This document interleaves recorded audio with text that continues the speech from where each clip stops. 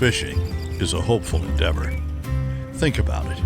You enter into nature's realm with great expectation, even if your fishing is limited to a farm pond. And there you make sort of a bargain with the divine, who will loan you his fish for a while just for the fun of it. Although one could easily conclude that the fish aren't having nearly as much fun as you are, especially if you get to fish on a warm spring afternoon with your grandson.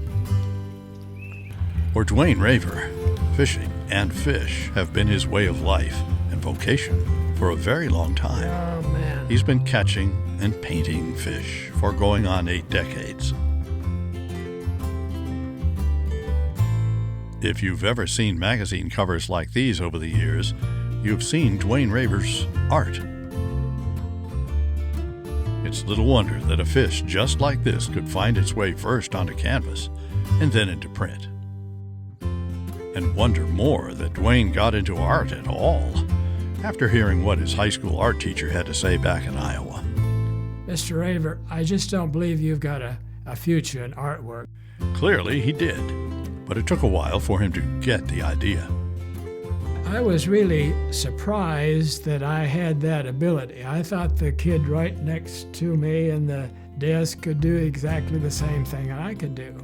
Well, obviously it was a gift that I was given that most kids there did not have. I remember the one that I got paid for, my first assignment was the Fin and Feather News in Lufkin, Texas. And I got $5. I think that must have been about 1946 or 7. And I thought, whoa, that's great. So that was my introduction to professional artwork. By 1949, Duane had finished school with a degree in fishery management from Iowa State College and was ready to tackle real life. Got a call one day from North Carolina. A friend of mine, we had sort of a mutual agreement that if he got a job that I might be interested in, he'd let me know and vice versa. Well, he was first to call. I'm leaving North Carolina, come down and take my job. The Wildlife Commission was only 2 or 3 years old and kind of an infancy. And certainly the fish division needed a lot of organization. The new Tar Heel got right to work, taking stock of fish in North Carolina's reservoirs, and as it turned out, got to work helping put together the Commission's new magazine. I think for a long time, Duane was the magazine. I mean, Duane literally, for some years, did everything there was to do for the magazine.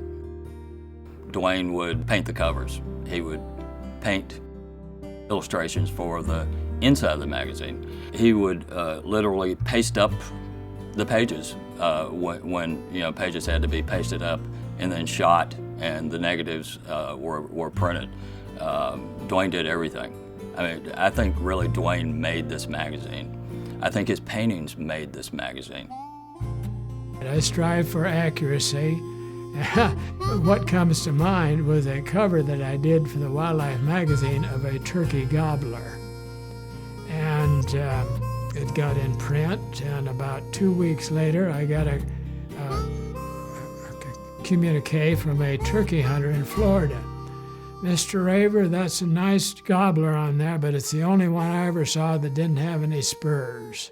I had not put the spurs on the gobbler, so that was obviously in print, and I'll never live it down. And so I've made some mistakes in my checkered past. There's no question about that. After his retirement from the Wildlife Commission in 1979, Raver launched himself full-time into the freelance world. Fish of the southeastern United States, I did 150 illustrations, both fresh and saltwater there. Whoa, those have been used and used and used, which is great. Despite his success, Duane sometimes seems to agree, at least in part with his high school art teacher, that he can paint this, but he can't paint that, and he doesn't consider himself an artist. I classify myself as an illustrator as opposed to an artist. Now you may say, well, I don't see the differentiation. Well, there is certainly, in my judgment, considerable difference there. I cannot do abstracts, I don't do portraits. I had to learn to do waterfowl. Demand, hey, can you do a goose painting or a duck painting? Well, yeah, I can try. And that took a while to develop that. I was so into fish that anything else was a real challenge. I simply had to learn, and I'm still learning there. Sound, whoa, after whatever, 70-some years, to be sure. Now, every day I learn something, I hope. This ever-learning, ever-fresh artist has plenty of opportunity to hone his technique and paint even more new subjects because his daughter Diane operates a taxidermy business as part of their Wake County studio. Well, I do remember he would paint at night when he would come home from work, so I would spend time there in his workroom, and he may have had a duck wing, those kinds of things that he was working on. So that's a very early memory for me. And that's not the only difference. Having Diane so close by has been a blessing, both ways. It's great. He works in this section, and I work downstairs in my section. Even though we work maybe together all day long, we may not have a whole lot of interaction some days, and then other days he'll advise me on bill color of ducks or habitat material, things like that he's helps me with. I've done a lot of commercial deer heads over the years, but my preference was always with waterfowl.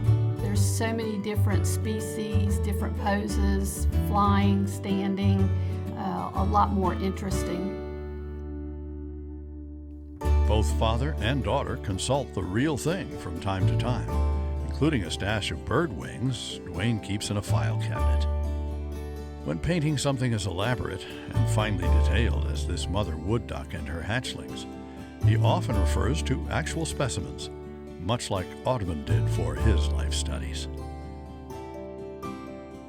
Now let's finish up with a story, plus a keen observation.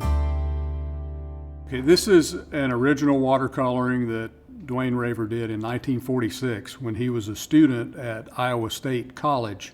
And this was found in a pile of belongings from one of his college mates back in those days. And the daughter of the college friend found this, didn't know who Duane Raver was, Googled the name and found out that he was an artist and an illustrator famous in North Carolina, contacted Duane and asked what to do with this original artwork. Duane said, send it to the Wildlife Resources Commission and they'll be proud to display it. And this is one of our proudest items we're glad to have from 1946. Even today, when I go across the state, or sometimes people will call in or send a letter in, and they will talk about seeing Duane's paintings on the cover when they were growing up, or the fact that they have Duane's paintings in their house now, and how much pleasure they get from that. And I think a large part of that goes back to them seeing those paintings on the cover when they were children. And you know, Duane's paintings evoke, I think, a nostalgia for those people. I mean, I know they do for me. It's hard to think about wildlife in North Carolina and not think about Duane Raver.